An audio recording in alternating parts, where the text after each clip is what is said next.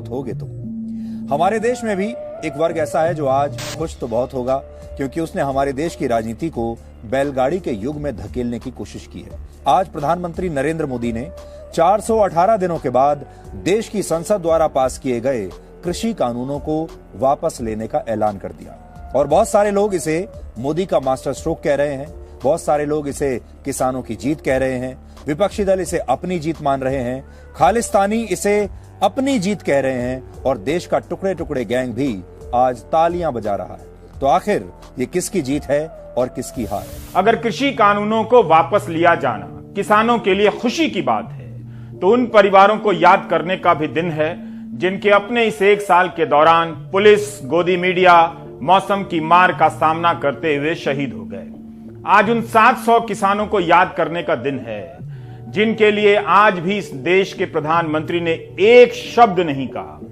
क्या आप यकीन कर सकते हैं कि एक आंदोलन के लिए इस देश के 700 किसान शहीद हो गए और उस देश के प्रधानमंत्री ने इस एक साल के दौरान एक शब्द नहीं कहा? बहुत सारे लोग ये समझ रहे हैं कि कृषि कानून वापस होने से खालिस्तानियों को क्लीन चिट मिल गई है, टुकड़े टुकड़े गैंग को क्लीन चिट मिल गई है। लेकिन आज हम आपको बताएंगे कि कृषि कानून वापस लिए जाने के बावजूद कैसे खालिस्तानी इस आंदोलन में शामिल थे और कैसे आंदोलनकारियों की ये दुकानें हमेशा के लिए बंद हो जाएंगी। इसलिए अगर आप ये समझते हैं कि ये आंदोलनकारी आज खुश हो जाएंगे, अगर आप ये समझते हैं कि कृषि कानून वापस होने से ये तमाम लोग सड़कें छोड़कर वापस अपने अपने घर चले जाएंगे, तो आपको बहुत बड़ी गलतफहमी है। ये कहीं नहीं जाने वाले, क्योंकि इनका मकसद असल में कुछ और था। इनका मकसद तो था भारत को तोड़ने का, और जब तक वो इस मकसद को हासिल नहीं करेंगे तब तक वो कृषि कानूनों के वापस होने के बाद भी अपने घर नहीं लौटेंगे। इन तस्वीरों में आप किस किस को नाम से पहचानेंगे और किस किस का नाम लेंगे? ये उन शहीदों की तस्वीरें हैं जिन्हें इस देश में आतंकवादी कहा गया। 700 किसानों की मौत हुई है और इन लोगों ने किसी संगठन के भड़काने के नाम पर अपनी जान नहीं दी।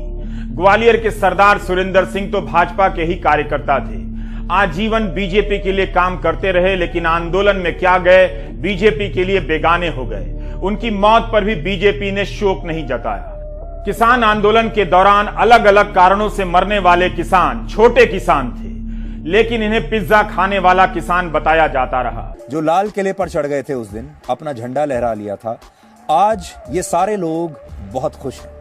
आज ये सब लोग सोच रहे हैं कि ये जीत गए और भारत हार गया।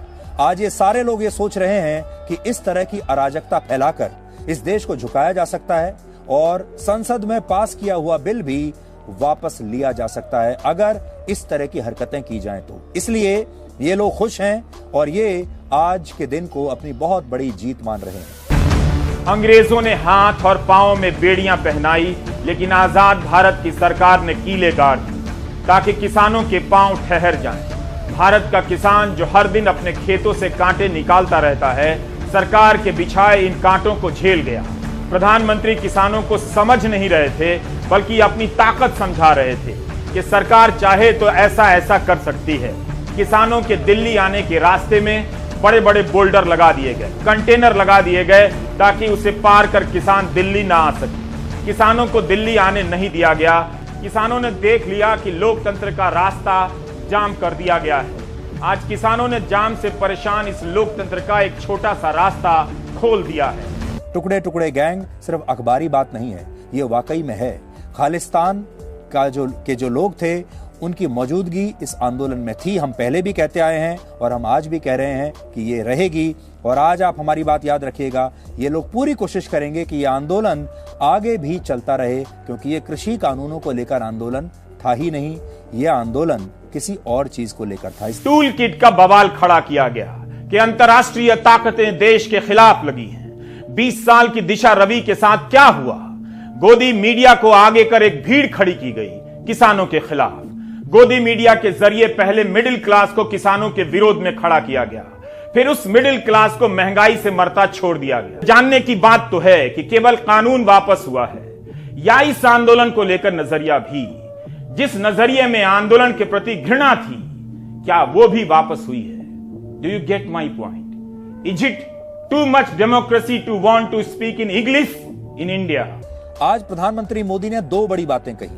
पहली ये कि वो देश के लोगों से क्षमा मांगते हैं, सच्चे मन से और पवित्र हृदय से कहना चाहते हैं कि उनकी तपस्या में ही कोई कमी रही होगी, जिसके कारण दिए के प्रकाश जैसा सत्य वो कुछ किसानों को समझा नहीं पाए।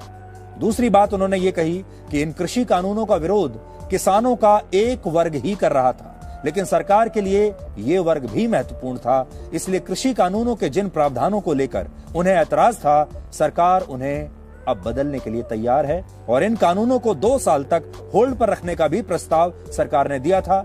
उन कानूनों को बदलाव करने के लिए सरकार तैयार थी, लेकिन किसानों ने इसे भी स्वीकार नहीं किया। और आज पूरे देश को यह फैसला करना होगा कि इन बातों में आपको टूटता हुआ अहंकार दिख रहा है या इन बातों में आपको विनम्रता दिख रही है।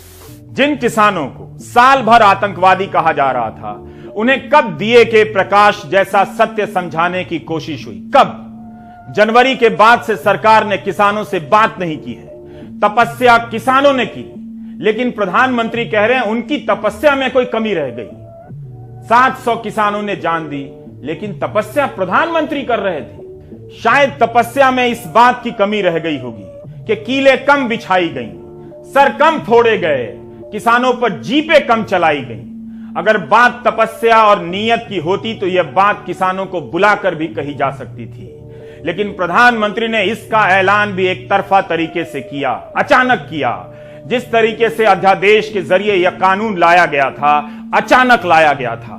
किसानों को पता है कि यूपी का चुनाव है, इसलिए वापस हुआ है, ताकि उनके बीच बीजेपी के नेता जा सकें। प्रधानमंत्री मोदी जब ये कानून लेकर आए थे, तब उन्हें बहुत अहंकारी बताया गया था और इसके लिए उनकी बहुत ट्रोलिंग हुई थी, आलोचना हुई थी। और अब जब उन्होंने इन कानूनों को वापस ले लिया है, तब भी यही कहा जा रहा है कि उनका अहंकार टूट गया है और आज भी उनकी ट्रोलिंग हो रही है। तो आज सवाल यही है कि आपको क्या लगता है? आप ये कहेंगे कि प्रधानमंत्री मोदी का अहंकार टूटा है, या ये कहेंगे कि ये उनकी विनम्रता है? आप इसे लोकतंत्र की जीत कहेंगे, या आप ये कहेंगे कि लोकतंत्र आज असहाय हो गया और लोकतंत्र आज हार गया? उन्होंने अहंकार को, अपने ईगो को दरकिनार करते हुए ये फैसला लिया और अपने ही द्वारा लाए गए इस कानून को वापस ले लिया। बहुत सारे लोग ये भी कह रहे हैं कि प्रधानमंत्री ने यह फैसला लेकर एक तरीके से मैदान छोड़ दिया है। उनके अपने समर्थक आज बड़े निराश हैं। अगर वो इस फैसले पर अड़े रहते और उनका फैसला जीत जाता तो यह मजबूती की एक नई मिसाल बन जाता। बहुत सारे लोग ये कह रहे हैं, क्योंकि ये तो 56 इंच वाला फैसला था। लेकिन सच ये है कि बहुत सारे युद्ध ऐसे होते हैं जिन्हें लड़ने में अपनी शक्ति व्यर्थ नहीं करनी चाहिए और उनके लड़ने का कुछ मकसद भी नहीं होता। गोदी मीडिया आज सदमे में होगा या फिर प्रधानमंत्री की तारीफ में अपनी झेप छिपा लेगा। गोदी मीडिया ने किसान आंदोलन पर हमला कर दिया, किसान आंदोलन ने गोदी मीडिया को आंदोलन से बाहर कर दिया।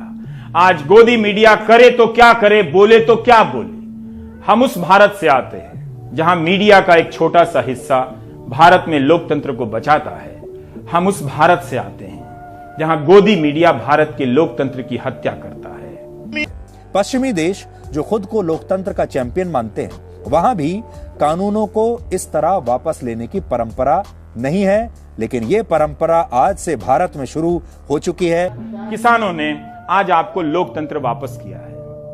उनके सम्मान में आज ठीक से, बिल्कुल ठीक से घी लगी एक रोटी एक्स्ट्रा खा लीजिए।